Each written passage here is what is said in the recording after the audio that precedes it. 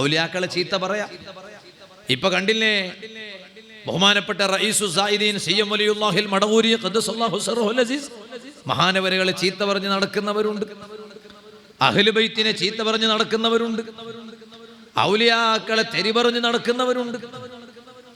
Sheikh Jeelani തങ്ങളെ പോലും വലിയ മഹാനാണെന്ന് പറഞ്ഞ പുത്തൻവാദി തന്നെ ശൈഖ് ജീലാനി തങ്ങളെ പരിഹസിച്ച് എഴുതിയ പുസ്തകങ്ങളില്ലേ? അതാണ് സ്വാലിഹീങ്ങളോട് പിണങ്ങ, ഔലിയാക്കളോട് പിണങ്ങ. അവരെ റാത്തീബും കാര്യങ്ങളൊക്കെ നാട്ടിൽ നടക്കുമ്പോൾ അതിനെതിരെ എന്തെങ്കിലും അഭിപ്രായം പറയാം, അതിനോട് യോജിച്ചുകൊണ്ട് അഭിപ്രായം പറഞ്ഞാൽ തിരക്കേടില്ല, അതിനെ വിമർശിച്ചുകൊണ്ട് അഭിപ്രായം പറയാം, അത് സ്വാലിഹീങ്ങളോട് പിണങ്ങാണ്. അങ്ങനെ സ്വാലിഹീങ്ങളോട് പിണങ്ങണ സ്വഭാവമുണ്ടായാൽ ബഹുമാനപ്പെട്ട അസയ്യിദ് അബുൽ ഹസൻ ഷാദുലി റഹ്മത്തുള്ളാഹി അലൈഹി മഹാനവരുകൾ പറയാണ്, സ്വാലിഹീങ്ങളെ ചോദ്യം ചെയ്ത ആള് മരിക്കുന്നതിന് മുമ്പ് അല്ലാഹു തആല 3 പരീക്ഷണം കൊണ്ട് അയാളെ പരീക്ഷിക്കും എന്നാണ്. അല്ലാഹു അക്കൂട്ടത്തിൽ ഞങ്ങളെ പെടുത്താതിരിക്കട്ടെ, ഞങ്ങളെ മക്കളെ അല്ലാഹു പെടുത്താതിരിക്കട്ടെ.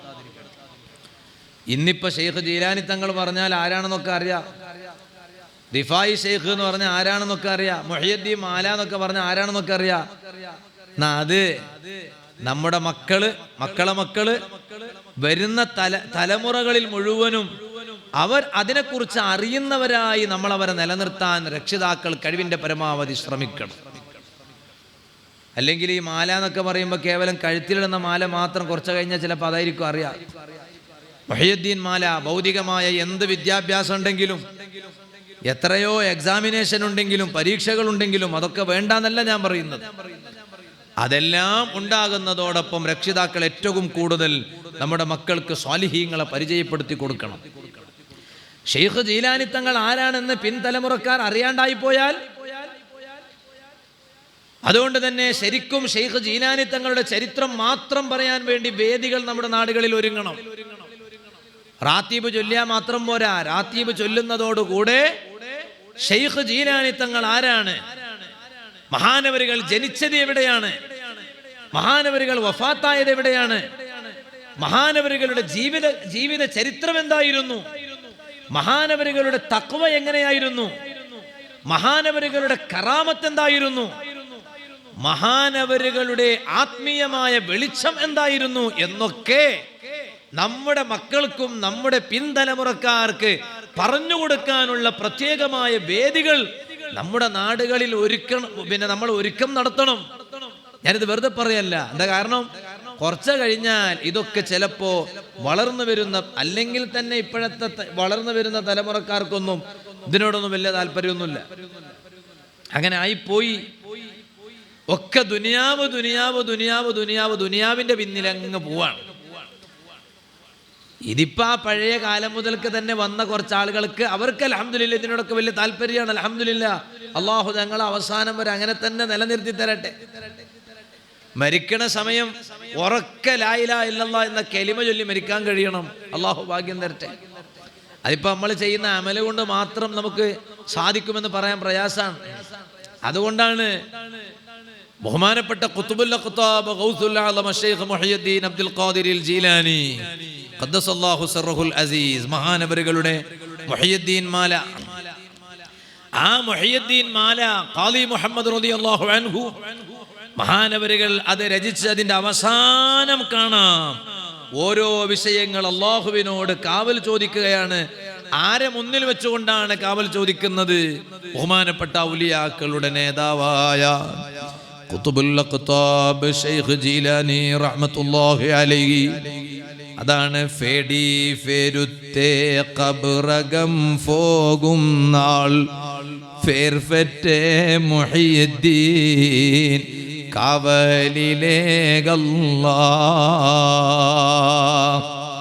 എന്താണ് ആ വരിയിൽ പറയുന്നത്? ഖബറിൽ പോകാൻ ഒരു നാളുണ്ട്. ആ ഖബറോ ഫേടി ഫെരുത്ത ഖബറാണ്. പോകുമ്പോൾ തന്നെ വല്ലാത്ത പേടിയാണ്. ഖബറിൽ കിടക്കുമ്പോൾ വല്ലാത്ത പേടിയാണ്. ആ ഖബറിൽ കിടക്കുന്ന ആൾ ഫേർഫറ്റ മുഹയ്യിദ്ദീൻ കാവലിലേകല്ലാ. അല്ലാഹുവിനോട് ശൈഖ് ജീലാനി തങ്ങളെ കൊണ്ട് റബ്ബിനോട് കാവൽ ചോദിക്കുകയാണ്. അതാണ് ശൈഖ് ജീലാനി തങ്ങൾ പറഞ്ഞത്, എന്നെ പിടിച്ചവർ ഏതും പേടിക്കണ്ട, എന്നെ പിടിച്ചോർക്ക് ഞാൻ കാവലെന്നോവർ. മുഹയ്യിദ്ദീൻ റാത്തീബ് ജീവിതത്തിൽ പതിവാക്കിയവൻ ജീവിതകാലത്തും ഒരിക്കലും പരാജയപ്പെടൂല. അതുപോലെ തന്നെ മരണസമയവും ഒരു ഇബ്ലീസിന്റെ ചതിയിലും പെടൂല, ഖബറിലും പേടിക്കേണ്ടി വരൂല. ഞാനിവിടെ വന്നപ്പോൾ ഇവിടെ CK തങ്ങൾ ഓരോ ഉപ്പാപ്പാനെ കുറിച്ച് എന്നോട് പറഞ്ഞു.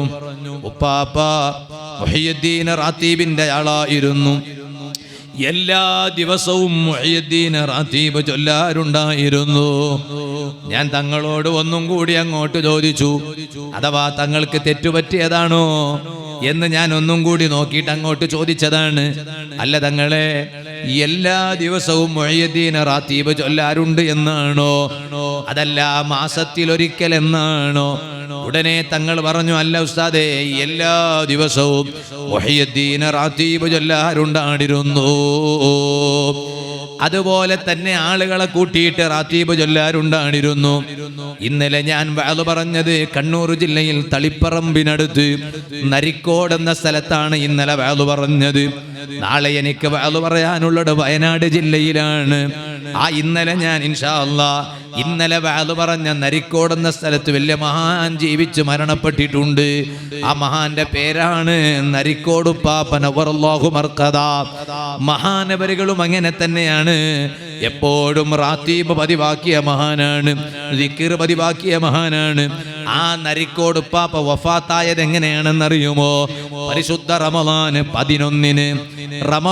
11 വ്യാഴാഴ്ച പകൽ സമയം അതാ നരിക്കോട്ട് മഹാനവരുകൾ നേതൃത്വം നൽകുന്ന പള്ളിയിൽ മഹാനവരുകളെ നേതൃത്വത്തിൽ ജലാലിയ റാത്തീബ് നടക്കുന്നുണ്ടായിരുന്നു.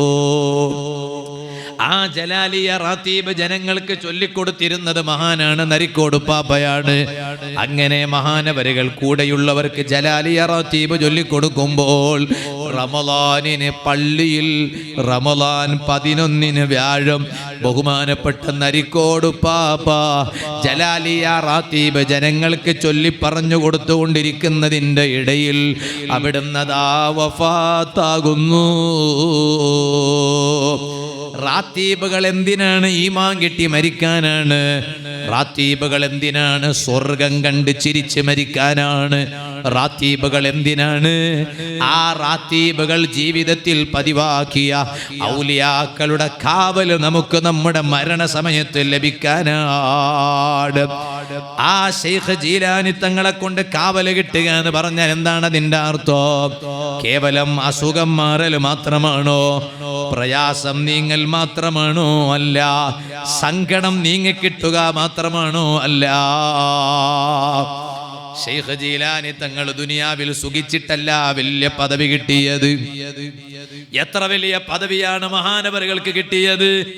അതുകൊണ്ടല്ലേ മുഹയ്യിദ്ദീൻ മാലയിൽ കാണാമല്ലോ, ഇത്തീരെ ഫോരീഷ ഉള്ളോരു ശൈഖീന ഇട്ടേ ചെവിടേക്ക് പോകുന്നു ലോകരെ. കണ്ടു കാണുന്ന ശൈഖ്, കണ്ടു കാണുന്ന ത്വരീഖത്ത് എന്നിങ്ങനെ പറഞ്ഞ് കണ്ടു കാണുന്ന ശൈഖിന്റെയും ത്വരീഖത്തിന്റെയും പിന്നിൽ എന്തിനാണ് നിങ്ങൾ നെട്ടോട്ടം ഓടുന്നത്? മുഹയ്യിദ്ദീൻ മാലയിൽ ചോദിക്കുന്നത് കാണാം, ഇത്തീരെ ഫോരീഷ ഉള്ളോരു ശൈഖീന ഇട്ടേ ചെവിടേക്ക് പോകുന്നു ലോകരെ. ഇത്രയും വലിയ മഹത്വമുള്ള ഫോരീസുള്ള ഒരു ശൈഖിനെ വിട്ടിട്ട് നിങ്ങൾ എങ്ങോട്ടാ പോകുന്നത്? നിങ്ങൾ മുഹയ്യിദ്ദീൻ റാത്തീബ് പതിവാക്കൂ. ആ മുഹയ്യിദ്ദീൻ റാത്തീബ് അത് ബഹുമാനപ്പെട്ട ശൈഖ് മുഹയ്യിദ്ദീൻ അബ്ദുൽ ഖാദിർ ജീലാനി ഖദ്ദസല്ലാഹു സിർറഹുൽ അസീസ് മഹാനവരുകൾ ജീവിതത്തിൽ പതിവാക്കിയ റാത്തീബാണ്. അതാണ് മുഹയ്യിദ്ദീൻ റാത്തീബ്. ആ മുഹയ്യിദ്ദീൻ റാത്തീബ് കൊണ്ട് നമ്മുടെ ഏറ്റവും പ്രധാനപ്പെട്ട ലക്ഷ്യം എന്താണ്? അസുഖം മാറാനാണോ? അത് മാത്രമല്ല, ഞാനിവിടെ വന്നപ്പോൾ ഞങ്ങളെ നാട്ടിലൊക്കെ റാത്തീബിന് ഷീറിനെ കൊടുക്കുക. മംഗലാപുരം ഭാഗത്ത്, ഞങ്ങളെ കേരളക്കാരനൊന്നുമല്ല, കർണാടകയാണ്, സ്റ്റേറ്റ് തന്നെ മാറി, സംസ്ഥാനം തന്നെ മാറി. അപ്പം ഞങ്ങളെ നാട്ടിലൊക്കെ ഞാൻ എൻ്റെ നാട്ടിൽ വാതു പറയുകയാണെങ്കിൽ അവിടുത്തെ വേറെ ഭാഷയിലാണ് വാതു പറയാം. അങ്ങപ്പോൾ കേൾക്കണം, നിങ്ങളൊക്കെ മലയാളികളായതുകൊണ്ട് നിങ്ങളെ ഭാഷയിൽ വാതു പറയുന്നു മാത്രമേ. ഞാനിപ്പോൾ തൽക്കാലം ഇവിടുന്ന് വേദിയിൽ നിന്ന് ഇറങ്ങണ വരെ ഞാനും മലയാളിയാണ്. വേദിയിൽ നിന്ന് ഇറങ്ങിയാൽ പിന്നെ ഞാൻ എൻ്റെ ഭാഷ വേറെ. അതുകൊണ്ട് ചില ആളുകളൊക്കെ ചോദിക്കാറുണ്ട്, പക്ഷേ നിങ്ങൾ ചില ലൈവെല്ലാം കാണുമ്പോൾ എന്തോ ഒരു ഭാഷ നമുക്ക് തിരിയണില്ലല്ലോ. അപ്പോൾ മനസ്സിലാക്കണം, അത് കർണാടകയിലാണ് വാതു പറയണം, കേരളത്തിലല്ല എന്ന് മനസ്സിലാക്കിയാൽ മതി. അപ്പം ഞങ്ങളുടെ നാട്ടിലൊക്കെ മൊഹീദ്ദീൻ റാത്തീബ് വന്നാൽ അതിന് ഷീറിന് കൊടുക്കുക പത്തിരും കോഴിക്കറി. അങ്ങനെ ഓരോ വീട്ടിൽ നിന്ന് ഉമ്മമാർ പത്തിരി ഉണ്ടാക്കി തരും, പള്ളി പരിസരത്ത് കറി വെക്കും. അങ്ങനെയാണ് ഷീറിന് കൊടുക്കുക. ഇവിടെ മഞ്ഞച്ചോറാണെന്നുണ്ടല്ലേ. നബി സല്ലല്ലാഹു അലൈഹി വസല്ലം പരിപാടിയാണെങ്കിൽ നെയ്ച്ചോറും, ഷെയ്ഖ് ജീലാനി തങ്ങളുടെ പരിപാടിയാണെങ്കിൽ മഞ്ഞച്ചോറും. അങ്ങനെയാണ്. മഞ്ഞച്ചോറിനേക്കാൾ കുറച്ചും കൂടി മുന്തിയ നെയ്ച്ചോറ്. അപ്പൊ തങ്ങളെ പരിപാടി ആകുമ്പോൾ അങ്ങനെയാണ്. അങ്ങനെയാണ്, ഓരോ സ്ഥലത്തും ഓരോ ശൈലിയാണ്. അപ്പോ എന്നാൽ ഈ റാത്തീബുകളൊക്കെ ചൊല്ലുന്നത് കൊണ്ട് നമ്മുടെ ഏറ്റവും പ്രധാനപ്പെട്ട ലക്ഷ്യം എന്താണ്? നമ്മുടെ മനസ്സൊന്ന് നന്നായി കിട്ടണം. അള്ളാഹു മനസ്സ് നന്നാക്കി തരട്ടെ. ഖൽബ് പ്രകാശിക്കണം. അതാണ് ഏറ്റവും വലിയ ലക്ഷ്യം. അതായിരിക്കണം, ഖൽബ് പ്രകാശിക്കണം. അതോടുകൂടെ മനസ്സ് നന്നാകുന്നതോടുകൂടെ നമ്മുടെ സ്വഭാവത്തിലും മാറ്റം വരണം. നമ്മളിങ്ങനെ മാറണം. തിന്മയിൽ നിന്ന് നന്മയിലേക്ക് ഇങ്ങനെ ഖബറിലേക്ക് അടുക്കും തോറും തിന്മയിൽ നിന്ന് നന്മയിലേക്ക് അടുത്തുകൊണ്ടേ ഇരിക്കണം. അതാണ് 40 വയസ്സ് കഴിഞ്ഞവർ. ഒന്ന് കൈവക്കും. ഞാൻ പൊക്കണില്ല, കാരണം എനിക്ക് 40 ആയിട്ടില്ല, അതുകൊണ്ടാണ്. നിങ്ങൾ പൊക്കുക, ബിസ്മില്ലാ. 80 കഴിഞ്ഞവർ പോലും പൊക്കണില്ല. ഓരോരുത്തർ വിചാരം വയസ്സായിട്ടില്ല എന്നാണ്. അള്ളാഹു ആഫിയത്തുള്ള ദീർഘായുസ്സ് നമുക്കൊക്കെ തരട്ടെ. എന്നാൽ 40 കഴിഞ്ഞ ആളുകൾ വേണ്ട, 40 പൂർത്തിയായ ആളുകൾ ഒന്നിങ്ങനെ ചിന്തിക്കുക, 40-ന് മുമ്പുള്ള അതേ ജീവിതമാണ് ഇപ്പോഴും? അല്ല, കുറച്ചൊക്കെ ഒരു നന്മയിലേക്ക് അടുക്കുന്നത് പോലെ തോന്നുന്നുണ്ടോ? ഇല്ല എന്നാണോ മറുപടി? നിങ്ങൾ കുറച്ച് പേടിക്കേണ്ടത് തന്നെയാണ്. അല്ല, 40-ന് ശേഷം കുറച്ചിങ്ങനെ നന്മയോട് അടുക്കുന്നുണ്ട് എന്നാണോ? എന്നാ രക്ഷപ്പെടാൻ വകുപ്പുണ്ട് എന്ന് അതിൻ്റെ അർത്ഥം. ഖുർആൻ പറഞ്ഞല്ലേ, 40 കഴിഞ്ഞാൽ 40 എത്തിയ ആളോട് പ്രത്യേകം ഒരു ദുആ തന്നെ ഖുർആനിൽ അല്ലാഹു പഠിപ്പിച്ചിട്ടില്ലേ? 40 എത്തിയ ആൾക്ക്, ഞാനിപ്പോൾ അതൊന്നും പറയണില്ല, എൻ്റെ മറ്റു വാളുകളിലൊക്കെ ഞാനത് പറഞ്ഞതാണ്. ഇന്നിപ്പോൾ വേറെ കുറച്ച് കാര്യങ്ങൾ ഇങ്ങനെ നോക്കി വന്നതാണ് ഇന്നത്തെ വാതിൽ പറയാൻ വേണ്ടി. 40-ന് ശേഷം മനുഷ്യൻ കൂടുതൽ നന്മയിലേക്ക് അടുക്കണമെന്നാണ്. എന്ന് പറഞ്ഞാൽ 40-ന്റെ മുമ്പ് വേണ്ടാന്നല്ല, 38-ൽ തന്നെ മരിച്ചാലോ? അള്ളാഹു ആഫിയത്തുള്ള ദീർഘായുസ്സ് തരട്ടെ. പക്ഷെ എന്നാലും 40 വരെ പിന്നെ അങ്ങനെ ഒരു സമയമാണ്. പക്ഷെ 40 കഴിഞ്ഞിട്ടും നന്നാകണില്ല എന്ന് പറഞ്ഞാൽ പിന്നെ എപ്പോഴാ നന്നാവുക? അപ്പൊ നമ്മുടെ ഏറ്റവും പ്രധാനപ്പെട്ട ലക്ഷ്യം ഇതുപോലെയുള്ള റാത്തീബുകളെ കൊണ്ടും ഔലിയാക്കളെ കൊണ്ടും അഹ്ലു ബൈത്തിന്റെ ഉറൂസിനും ആണ്ട് നേർച്ചക്കും ഒക്കെ വരുന്നത് കൊണ്ട് നമ്മുടെ ഏറ്റവും പ്രധാനപ്പെട്ട ലക്ഷ്യം നമ്മളൊന്ന് നന്നാവുക. ദിക്റ് ചൊല്ലിയാൽ മാത്രം പോരാ, ഖൽബ് നന്നാവണം. അസൂയ ഉണ്ടാകാൻ പാടില്ല. ഒറ്റ ഒരാളോട് അസൂയ ഉണ്ടാകാൻ പാടില്ല. മോലിയർക്ക് മോലിയരോട് അസൂയ ഉണ്ടാകാൻ പാടില്ല. ആചാര്യർക്ക് ആചാരോട് അസൂയ ഉണ്ടാകാൻ പാടില്ല. നമ്മളിങ്ങനെ കുറേ ദിക്റൊക്കെ ചൊല്ലുന്നു, പക്ഷേ അസൂയ മാറണില്ല കേട്ടോ. എന്നാ പിന്നെ ആ ദിക്റ് കൊണ്ടൊന്നും ഒരു മാറ്റം ഉണ്ടായിട്ടില്ല എന്ന് അതിൻ്റെ അർത്ഥം. വെറുതെ ഇങ്ങനെ കുറേ ഇങ്ങനെ സമയം പോയി എന്നല്ലാതെ ഒരു മാറ്റമില്ല. അങ്ങനെയാണ്. എത്ര കണ്ട് ദിക്റ് ചൊല്ലുന്നുണ്ടോ അപ്പൊ അസൂയ ഇങ്ങനെ കുറഞ്ഞു. ഭാര്യനെ വിളിച്ചു പറയാ, പാത്തു എന്താണെന്നറിയില്ല, എനിക്ക് പണ്ട് എല്ലാവരോടും അസൂയായിരുന്നു. ഇപ്പൊ ഇങ്ങനെ റാത്തീബും ദിക്റൊക്കെ ഇങ്ങനെ ചൊല്ലാൻ തുടങ്ങിയപ്പോ ആരോടും ഒരു അസൂയ തോന്നാറൊന്നുമില്ല കേട്ടോ. എന്നാ അതിന്റെ അർത്ഥം ഖൽബിൽ നല്ല പ്രകാശം ഉണ്ടായിട്ടുണ്ട് എന്നാണ് അതിന്റെ അർത്ഥം. ഖൽബ് പ്രകാശിക്കാൻ തുടങ്ങിയതാണ്. അതിനാണ് റാത്തീബ്. അല്ലാതെ കേവലം ഭൗതികമായ ഹമ്മുകൾ നീങ്ങാൻ മാത്രമല്ല. അസുഖം മാറൂലെന്നല്ല, ഒക്കെ മാറും, വിഷമങ്ങൾ മാറും, ഒക്കെ ശരിയാണ്. റാത്തീബിന്റെ സദസ്സുകളെ കൊണ്ടൊക്കെ അതിന് നേട്ടങ്ങളുണ്ട്, ഫായിദകളുണ്ട്. പക്ഷേ മർമ്മപ്രധാനമായ ലക്ഷ്യം മറ്റേതാണ്. ഇതൊക്കെ പിന്നെ ബഹുമാനപ്പെട്ട ശൈഖ് ജീലാനി തങ്ങൾ ഇത്രയും വലിയ പദവിയിലേക്ക് എത്താൻ കാരണം റളിയല്ലാഹു അൻഹു മഹാനവരുകൾ ദുനിയാവിൽ ഇങ്ങനെ സുഖിച്ച് ഇങ്ങനെ ആസ്വദിച്ചത് കൊണ്ട് ജീവിച്ചത് കൊണ്ട് മാത്രമാണോ? സുഖം മാത്രമാണോ? അല്ല. ശൈഖ് ജീലാനി തങ്ങൾക്ക് സുഖം മാത്രമല്ല, കേവലം ദുനിയാവിൽ ആസ്വദിച്ചത് കൊണ്ട് മാത്രം കിട്ടിയ ദറജയല്ല, കിട്ടിയ പവറല്ല. ബഹുമാനപ്പെട്ട ഖുതുബുൽ അഖ്താബ് ഗൗസുൽ അഅ്ലം ശൈഖ് മുഹയ്യിദ്ദീൻ അബ്ദുൽ ഖാദിർ ജീലാനി ഖദ്ദസല്ലാഹു സിർറഹുൽ അസീസ് വലിയ പദവി ലഭിക്കാൻ കാരണം എന്താണ്? ഖുർആനിൽ അല്ലാഹു തആല പറഞ്ഞില്ലേ, ഉൻദുർ കൈഫ ഫളൽനാ ബഅദഹും അലാ ബഅൽ. ഓ നിങ്ങളൊന്ന് ആലോചിക്കൂ, എല്ലാ മനുഷ്യരും ഒരുപോലെയല്ല. മനുഷ്യരിൽപ്പെട്ട ചിലരെക്കാൾ നാം അതാ മഹത്വമുള്ളവരാക്കിയിരിക്കുന്നു. സാധാരണക്കാരെക്കാൾ അല്ലാഹു തആല ഔലിയാക്കൾക്ക് അല്ലാഹു തആല വലിയ പദവി നൽകിയിട്ടുണ്ട്. വലൽ ആഖിറതു അക്ബറു ദറജാതിൻ വ അക്ബറു തഫ്ളീലാ. പരലോകമാണ് ഏറ്റവും വലിയ പദവിയുള്ള ലോകം. ആ പരലോകത്താണ് ഏറ്റവും വലിയ മഹത്വമുള്ളത്. അതുകൊണ്ടാണ് ചിലരെക്കാൾ ചിലർക്ക് നാം മഹത്വം നൽകിയതെന്ന് ഖുർആൻ പറഞ്ഞു. അങ്ങനെയാണ് സാധാരണക്കാരെക്കാൾ ഔലിയാക്കൾക്ക് അല്ലാഹു തആല വലിയ മഹത്വം നൽകിയിട്ടുണ്ട്. നിങ്ങൾ നോക്കൂ, ശൈഖ് ജീലാനി തങ്ങള് മഹാനവരുകളുടെ മകൻ പറയുകയാണ്. ആരാണ് മകൻ? അബ്ദുർ റസാഖ് ഇബ്നു ശൈഖ് അബ്ദുൽ ഖാദിർ ജീലി. ആ മോൻ പറയാണ്, ഉലിദലി വാലിദി 49 വലദാ. എൻ്റെ ബാപ്പാക്ക് 49 മക്കളുണ്ടായിരുന്നു. ശൈഖ് ജീലാനി തങ്ങൾക്ക് 49 മക്കളുണ്ടായിരുന്നു. അതിലതാ 27 ആൺമക്കളാണ്.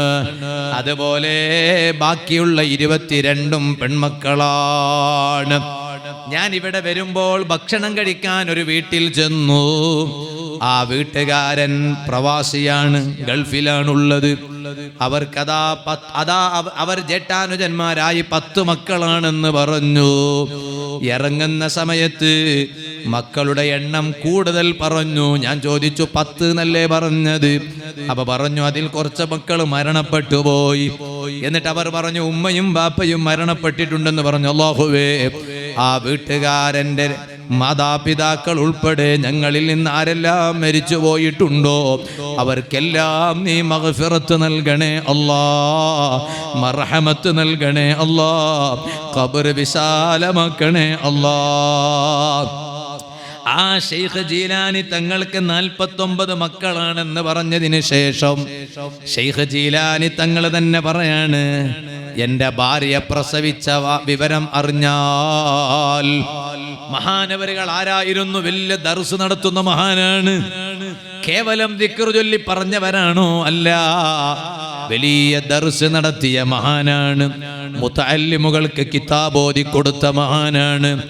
അതിന് പുറമേ ഓരോ നാടുകളിൽ പോയി ജനങ്ങൾക്ക് വഅദ് പറഞ്ഞു കൊടുത്ത മഹാനാണ്. ആ ശൈഖ് ജീലാനി തങ്ങൾ പറയാണ്, എൻ്റെ ഭാര്യ പ്രസവിച്ചു എന്നറിഞ്ഞാൽ, എനിക്കൊരു കുട്ടിയുണ്ടായി എന്ന് ഞാൻ അറിഞ്ഞാൽ, അഖസ്തുഹു അലാ യദി, ആ കുട്ടിയെ ഞാൻ എൻ്റെ കയ്യിലെടുക്കും. ആ എൻ്റെ കുഞ്ഞിനെ ഞാൻ അങ്ങ് കയ്യിലെടുത്തിട്ട് വഅഖൂലു ഹാദാ മയ്യിത്തുൻ, ഞാൻ എൻ്റെ ജീവിച്ചിരിപ്പുള്ള കുട്ടിയിലേക്ക് നോക്കിയിട്ട് ഞാൻ പറയും, ഈ കുട്ടി മയ്യിത്താണ് എന്ന് ഞാൻ പറയും. ഞങ്ങളെ കുഞ്ഞിനെ കയ്യിലെടുത്തിട്ട് നമ്മളെന്താ പറയാ? അല്ലെങ്കിൽ നമ്മളെ നാട്ടിലൊരു പ്രസവം ഉണ്ടായാൽ ഒരു ഉമ്മ ഒരു കുഞ്ഞിന് ജന്മം കൊടുത്താൽ കുട്ടിയെ കയ്യിലെടുത്ത് നമ്മളെന്താ പറയാ? ഇത് ഉമ്മാനെ പോലെയാണോ ഉപ്പാനെ പോലെയാണോ? ആദ്യം ചോദിക്കുക അങ്ങനെയാണ്. ഇത് ഉമ്മാനെ പോലെയാണോ ഉപ്പാനെ പോലെയാണോ അല്ലേ? അപ്പൊ ഒരാൾ പറയും ഉമ്മാനെ പോലെ. കുട്ടിന്റെ ഉമ്മാമാണെങ്കിൽ, ഉമ്മാമ എന്ന് പറഞ്ഞാൽ ഉമ്മാന്റെ ഉമ്മയാണെങ്കിൽ ആ ഉമ്മാമ പറയും ഇത് കുട്ടിന്റെ ഉമ്മാനെ പോലെ. എന്താ കാരണം? ആ ഉമ്മാമന്റെ മോളാണല്ലോ ഈ കുട്ടിന്റെ ഉമ്മ. അപ്പൊ അങ്ങനെ പറയാം. കുട്ടിന്റെ ഉപ്പാന്റെ ഉമ്മ ആണെങ്കിലോ, ഉപ്പാന്റെ ഉമ്മ ആണെങ്കിൽ ആ ഉമ്മ പറയും അല്ല കുട്ടിന്റെ ഉപ്പാനെ പോലെ എന്ന് പറയും. എന്താ കാരണം? ആ ഉമ്മാന്റെ മോനാണ് ഈ കുട്ടിന്റെ പിന്നെ മോന്. ഈ കുട്ടിൻ്റെ ഉപ്പ. ശൈഖ് ജീലാനി തങ്ങൾ അങ്ങനെയല്ല പറയാ, ഈ കുഞ്ഞിനെ അങ്ങ് കയ്യിൽ പിടിച്ചാൽ മഹാനവരുകൾ പറയും ഹാദാ മയ്യിത്തുൻ, ജീവിച്ചിരിപ്പുള്ള കുട്ടിയാണ്, സ്വന്തം കുഞ്ഞാണ്. ആ കുട്ടിയിലേക്ക് നോക്കിയിട്ട് മഹാനവരുകൾ പറയും ഹാദാ, ഇത് മയ്യിത്താണ്. ഇതങ്ങനെ പറയാൻ കാരണം, പിന്നെ എന്ത് സംഭവിച്ചാലും വിഷമം കൽബിൽ വരൂല. ആദ്യം തന്നെ മയ്യിത്ത് എന്ന് മനസ്സിലാക്കിയാൽ, മനസ്സിൽ സങ്കല്പിച്ചാൽ, പിന്നെ എന്ത് സംഭവിച്ചാലും പിന്നെ ഹമ്മ് തലയിൽ കയറൂല, ടെൻഷൻ തലയിൽ കയറൂല. എന്നിട്ട് മഹാനവരുകൾ പറയാണ് ഫഉഖ്രിജുഹു മിൻ ഖൽബി, ആ എൻ്റെ കുട്ടിയെ ഞാൻ എൻ്റെ മനസ്സിൽ നിന്ന് പുറത്തെടുക്കും. എന്തേ കാരണം? ഫഇദാ മാത, ആ എൻ്റെ കുട്ടി മരണപ്പെട്ടാൽ ലം യുഅസ്സിർ ഇൻദി മൗതുഹു ശൈആ, ആ കുട്ടിയുടെ മരണം എന്നിൽ ഒരു എഫക്റ്റും ചെയ്യൂല, എന്നെ അത് ബാധിക്കൂല. ഞാൻ കിതാബ് ഓതിക്കൊടുക്കുന്നതിന് അതൊരു തടസ്സമാകൂല. ഞാൻ ഓരോ നാടുകളിൽ പോയി ജനങ്ങൾക്ക് വാള് പറഞ്ഞു കൊടുക്കുന്നതിന് അതൊരു തടസ്സമാകൂല. ലിഅന്നി ഖദ് അഖ്റജ്തുഹു മിൻ ഖൽബി അവ്വല മാ ഉലിദ, ആ കുഞ്ഞ് ജനിച്ച തുടക്കത്തിൽ തന്നെ ആ കുട്ടിയെ ഞാൻ എൻ്റെ മനസ്സിൽ നിന്ന് പുറത്താക്കിയിട്ടുണ്ട്. അതുകൊണ്ടാണ് ശൈഖ് ജീലാനി തങ്ങളെ ചരിത്രത്തിൽ കാണാം, അങ്ങനെ മഹാനവരുകളുടെ മക്കളിൽ നിന്ന് ആൺമക്കളോ പെൺമക്കളോ മരണപ്പെടുമ്പോൾ മഹാനവരുകൾ വാള് പറയുന്നുണ്ടാകും. ആ വാള് പറഞ്ഞുകൊണ്ടിരിക്കുന്നതിൻ്റെ ഇടയിൽ, അല്ലെങ്കിൽ മുത്തഅല്ലിമുകൾക്ക് കിതാബ് ഓതി കൊടുത്തുകൊണ്ടിരിക്കും, ആ ദർസ് ചൊല്ലിക്കൊടുത്തുകൊണ്ടിരിക്കുന്നതിൻ്റെ ഇടയിലാണ് ആളുകൾ വന്നു പറയുന്നു, അല്ല ശൈഖേ നിങ്ങളെ മകൻ മരണപ്പെട്ടു പോയി, അല്ല ശൈഖേ നിങ്ങളെ മോള് മരണപ്പെട്ടു പോയി. എന്നാൽ മക്കളുടെ മരണ വാർത്ത കേട്ടാൽ ഫലാ യൻഖതിഉൽ മജ്ലിസ, ശൈഖ് ജീലാനി തങ്ങൾ ആ സദസ്സ് കട്ട് ചെയ്യൂല, ആ സദസ്സ് അവസാനിപ്പിക്കൂല. വയസ്അദു അലൽ കുർസിയി വയഅലുന്നാസ, അതേ കസേരയിൽ കയറിയിട്ട് ജനങ്ങളോടിങ്ങനെ വാള് പറഞ്ഞു കൊടുക്കുന്നു. വൽഗാസിലു യഗ്സിലുൽ മയ്യിത, മയ്യിത്തിനെ കുളിപ്പിക്കുന്നവർ അതാ മയ്യിത്തിനെ കുളിപ്പിക്കാൻ തുടങ്ങി. ഫൈദാ ഫറഗു മിൻഹു, ആ മയ്യിത്തിനെ കുളിപ്പിക്കുന്നതിൽ നിന്നവർ വിരമിച്ചാൽ ജാഊ ബിഹി ഇലൽ മജ്ലിസി, ആ കുട്ടിയുടെ മകന്റെയോ മകളുടെയോ മയ്യിത്തിനെ അവരതാ കൊണ്ടുവരുന്നു. ശൈഖ് ജീലാനി തങ്ങൾ ദർസ് നടത്തുന്ന സ്ഥലത്തേക്ക് കൊണ്ടുവരുന്നു. അങ്ങനെ മകന്റെ മയ്യത്ത് കാണുമ്പോൾ അതുവരെ കിതാബ് ഓതിക്കൊടുത്തിരുന്ന ശൈഖ് ജീലാനി തങ്ങൾ ഫയൻസിലു ശൈഖു, ആ കസേരയിൽ നിന്ന് മഹാനവരുകൾ താഴോട്ടിറങ്ങും. വയുസല്ലി അലൈഹി, സ്വന്തം മകന്റെ മേൽ ജനാസ നിസ്കാരത്തിന് നേതൃത്വം നൽകും, അല്ലെങ്കിൽ സ്വന്തം മകളുടെ മേൽ ജനാസ നിസ്കാരത്തിന് നേതൃത്വം നൽകും. എന്തിനാണ് ഞാൻ ഈ ചരിത്രം പറഞ്ഞത്? മഹാനവരുകൾ വലിയ പദവിയിലോട്ടെത്തിയത് ഒരിക്കലും ദുനിയാവിൽ സുഖിച്ച് ജീവിച്ചത് കൊണ്ട് മാത്രമല്ല, അതുകൊണ്ടാണല്ലോ ഹബീബായ അഷ്റഫുൽ ഖൽഖ് മുഹമ്മദുർ റസൂലുള്ളാഹി സ്വല്ലല്ലാഹു അലൈഹി വസല്ലമ തങ്ങൾ പറയാണ്, ഇന്ന ഫിൽ ജന്നത്തി ദറജതൻ, സ്വർഗ്ഗത്തിൽ ഒരു വല്ലാത്ത പദവിയുണ്ട് കേട്ടോ. സ്വർഗ്ഗത്തിലുള്ള പദവിയെല്ലാം സമാനമായ പദവിയല്ല, ഈക്വാലിറ്റിയുള്ള പദവിയല്ല. ഒരു പദവിയേക്കാൾ മറ്റൊരു പദവി ഉന്നതമായ പദവിയാണ്, വ്യത്യസ്തമായ പദവിയാണ് സ്വർഗ്ഗത്തിലുള്ളത്. അതുകൊണ്ടാണ് നബി സല്ലല്ലാഹു അലൈഹി വസല്ലം തങ്ങൾ പറയുന്നത്, ഇന്ന ഫിൽ ജന്നതി ദറജതൻ, സ്വർഗ്ഗത്തിൽ ഒരു പദവിയുണ്ട്.